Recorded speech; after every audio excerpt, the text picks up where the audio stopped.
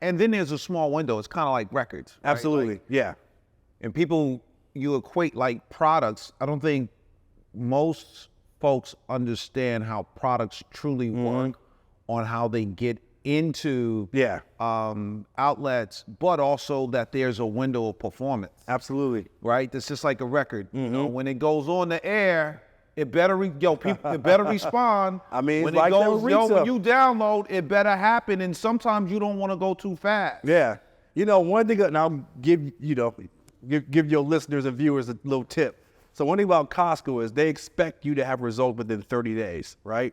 So if your stuff does not sell within 30 days, you know, you go to Costco, you see that asterisk on the sign, like in the right-hand corner. Course. That means it's going away, right? So, or if the dollar amount on the sign ends in a 7, that means it's going away.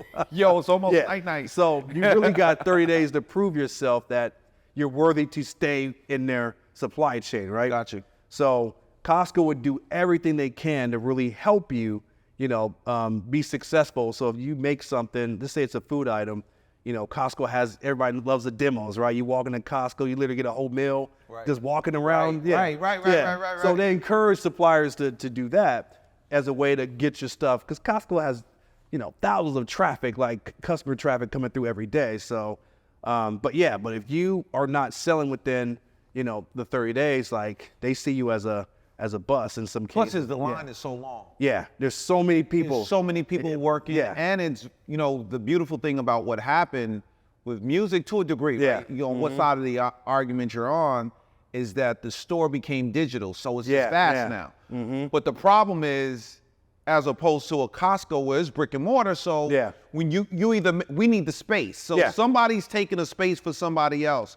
But the problem that happens with the music is, you can put it into the store, but nobody's listening. Exactly. Because you can't gin up the momentum, which obviously happens, in the retail space as well. Yeah, so, kind of going back to my career trajectory. Right. So, Sam's Club, and then I ended up leaving. So Rosin Brewer left, Don left. So all the people I thought were like, wow, like black folks, leadership, leaving. So I'm like, I think it's time. Right. And then the company just started changing. So whenever, think about Walmart. If Walmart has a bad quarter, then everybody has to pay for the price of the sins of Walmart, right? So Walmart has a bad quarter, all their subsidiaries have to start making adjustments, right? I get it, but it just wasn't fun anymore. So, not to speak ill of the company, but I wanted another challenge. So I don't think I even told you this. I ended up taking a job at the Salvation Army after that. In what capacity?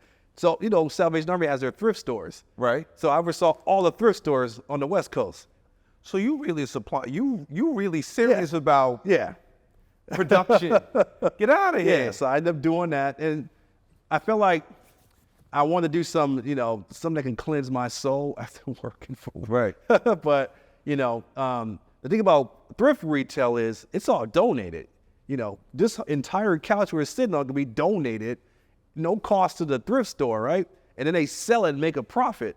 Like, they didn't have to buy it. You gave it to them for free. Gave it to them. Yeah. So everything is revenue. Yeah, exactly. Everything is revenue. Yep. It's a $2 or $3 billion business. It might be more than at the time I was doing it, but it was probably the largest logistical operation I've ever ran. Like, from the donation centers to the stores, awesome, but I fell in love with cannabis after that. How? So how were you introduced? Just through friends, and I don't know, like I just kept hearing all the benefits of it, the whole CBD, the THC side of it, and there was a person I knew that had really bad chronic back pain, a friend of mine, and he smoked every day once he realized that it was going to help him with his chronic pain. And from that, like, he got better. And I'm like, wow, this is intriguing. Like, really? Yeah, like, wow, like, I want to learn more about this. So, through a mutual friend, a network, whatever, ended up getting a job at a startup cannabis company. I won't mention their name, but all I can tell you is 160 million gone in a year. Russian died, and just inexperienced people running the business. And that almost got me out of the industry completely, because it was just such a shit show. Wow. Yeah.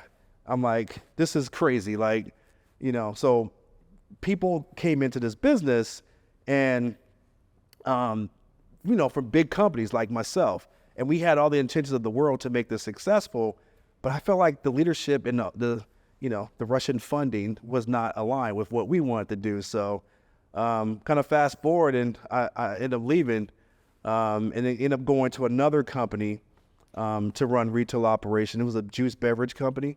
And then cannabis. Yeah. Juice company. Yep. And then now Cookies called me. Then Cookies called me.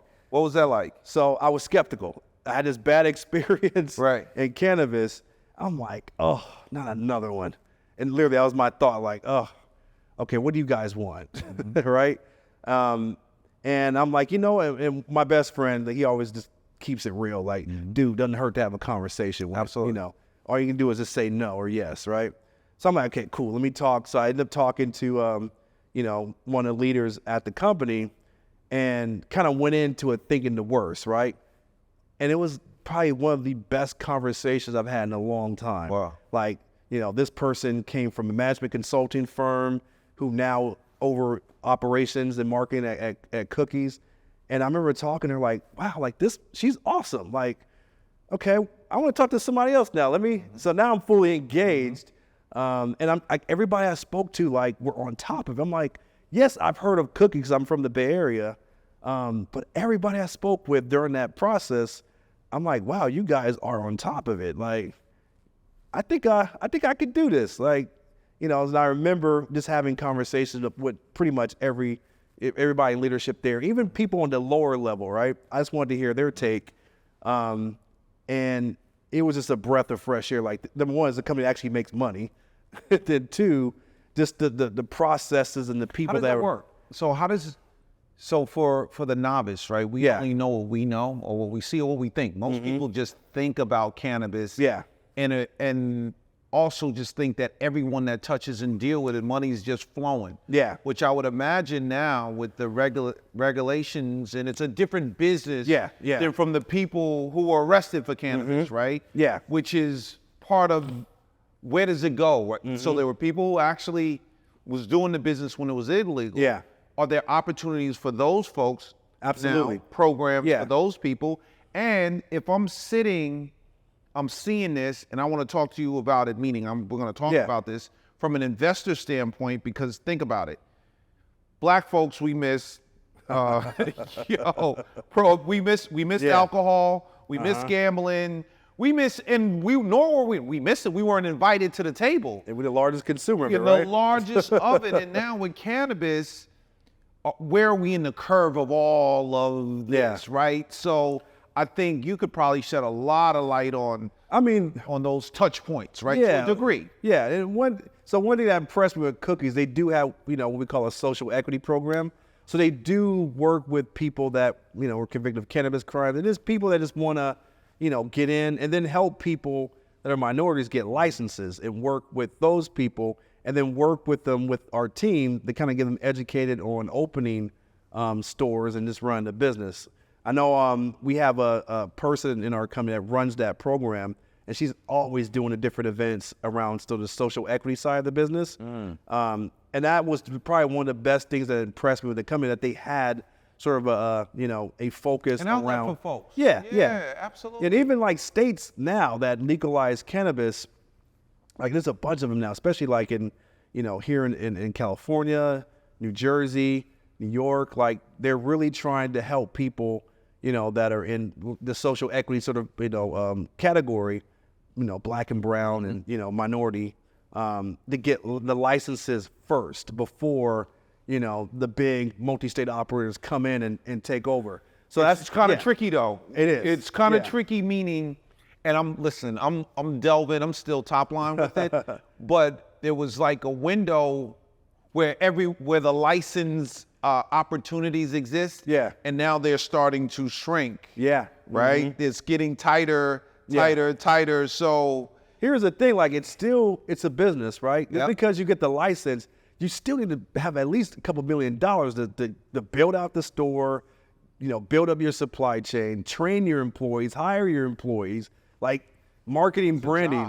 Yeah. It's a real so I can get the license. Right. Let's say I got the license, I was convicted of a crime in cannabis, right? Now I'm out. I live in this, say, Compton or whatever here in LA. I got a license now.